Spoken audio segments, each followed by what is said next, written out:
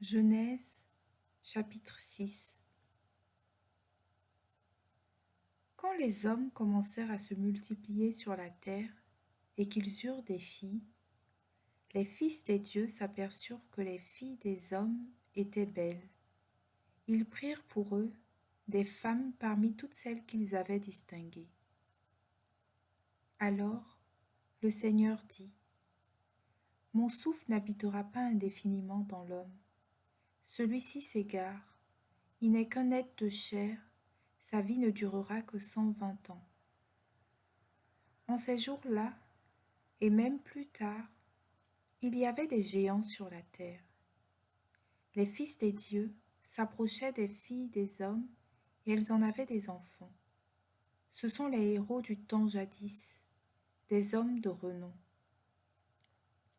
Le Seigneur vit que la méchanceté de l'homme était grande sur la terre et que toutes les pensées de son cœur se portaient uniquement vers le mal à longueur de journée. Le Seigneur se repentit d'avoir fait l'homme sur la terre.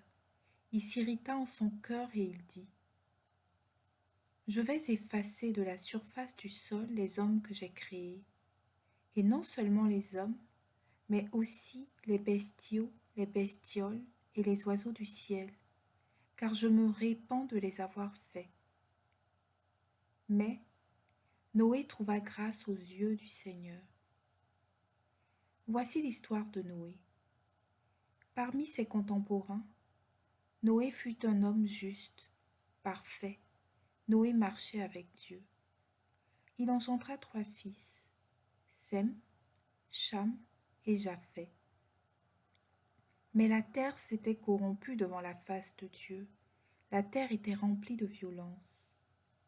Dieu regarda la terre, et voici qu'elle était corrompue, car, sur la terre, toute être de chair avait une conduite corrompue. Dieu dit à Noé : « Je l'ai décidé, c'est la fin de toute être de chair. À cause des hommes, la terre est remplie de violence. Eh bien, je vais les détruire, et la terre avec eux.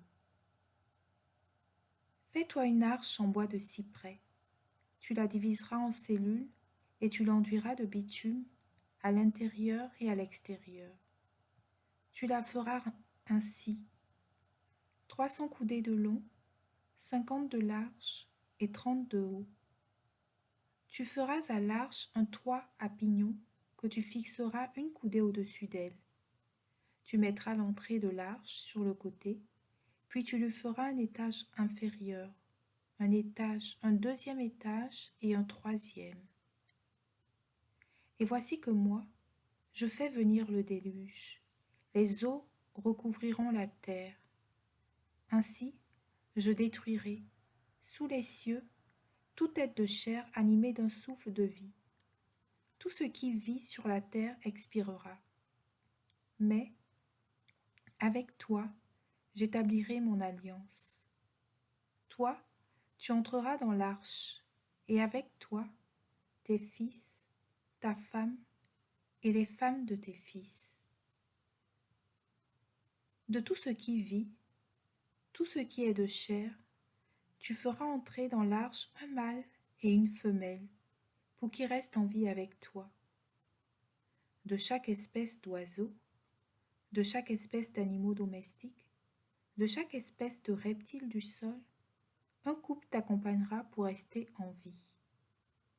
Et toi, procure-toi de quoi manger, fais-en provision.